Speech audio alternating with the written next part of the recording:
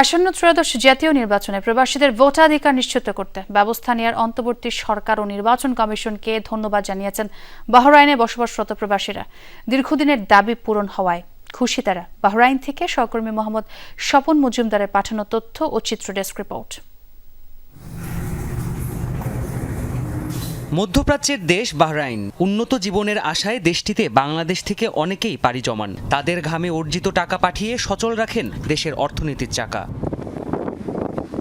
দেশের অর্থনীতিতে উল্লেখযোগ্য ভূমিকা থাকলেও জাতীয় নির্বাচনের মতো গুরুত্বপূর্ণ নাগরিক অধিকার থেকে বঞ্চিত হতেন তারা। ছিল না ভোটাধিকার প্রয়োগের মাধ্যমে নিজ এলাকার যোগ্য নেতৃত্ব বাছাইয়ের সুযোগ।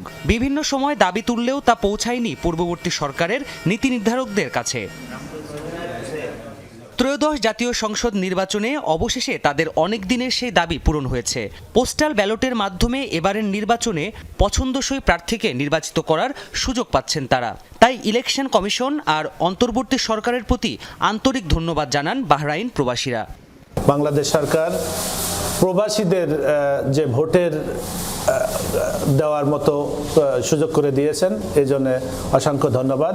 এই প্রথম আমরা বাংলাদেশের নাগরিক হিসেবে বাংলাদেশের আসন্ন নির্বাচনে, জাতীয় নির্বাচনে প্রবাসী ব্যালটের মাধ্যমে আমরা ভোটদানের সুযোগ পাচ্ছি।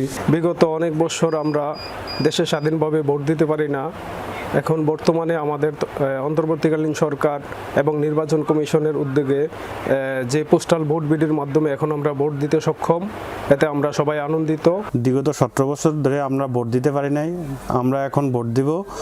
আমরা বাহরাইন প্রবাসে থাইকো আমাদের এমপি আমরা প্রতিনিধি করতে পারবো। গেল বছর নভেম্বরে পোস্টাল ভোট বিডি নামের একটি অ্যাপ চালু করে সরকার। এই অ্যাপের মাধ্যমে বিভিন্ন দেশ থেকে প্রায় 50 লাখ প্রবাসী ভোটার নিবন্ধন করেছেন।